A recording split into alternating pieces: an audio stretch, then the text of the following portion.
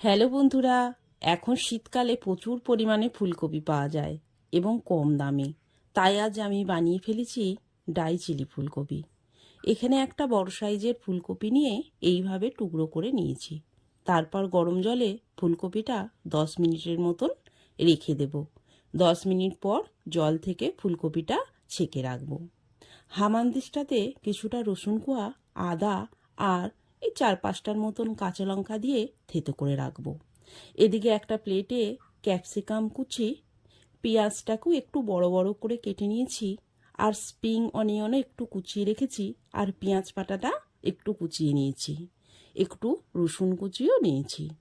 একটা পাত্রে 2 চামচ কর্নফ্লাওয়ার, 2 চামচ ময়দা, 1 চামচ চালের গুঁড়ো, একটু হলুদ গুঁড়ো, অল্প কাশ্মীরি লঙ্কা গুঁড়ো আর কাঁচা লঙ্কা, আদা রসুন যেটা থেতো করে রেখেছিলাম সেইটা দিয়ে একসঙ্গে মিশিয়ে নিয়ে অল্প একটু সর্ষের তেল দিয়েও মিশিয়ে এবার অল্প অল্প জল দিয়ে একটা ঘন বেটার বানিয়ে নেব।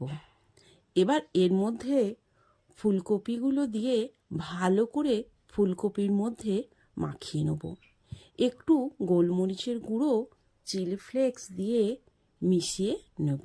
গ্যাসের মধ্যে কড়াই বসিয়ে সাদা তেল দিয়ে তেলটা গরম হলে ফুলকপির পকোড়াগুলো দিয়ে ভেজে তুলে নেব। এখানে গ্যাসটা মিডিয়ামেতেই রাখবো। এবার কিছুটা কড়া থেকে তেল কমিয়ে রসুন কুচি, পেঁয়াজ কুচি, ক্যাপসিকাম কুচি দিয়ে নাড়ব। একটা বাটিতে tomato sauce, soya sauce, chilli sauce, Kashmiri লঙ্কা গুঁড়ো, একটু নুন, অল্প চিনি দিয়ে গুলে রাখবো। এবার কড়াইয়ের মধ্যে এই সসটা দিয়ে আর একটু জল দিয়ে নেড়ে দেব। যখন এটা ফুটে উঠবে তখন ফুলকপির পকোড়াগুলো দিয়ে ভালো করে সসের সাথে মিশিয়ে নেব। ওপর থেকে পেঁয়াজ পাতা দিয়ে নামিয়ে দেব। হয়ে গেল ডাই চিলি ফুলকপি।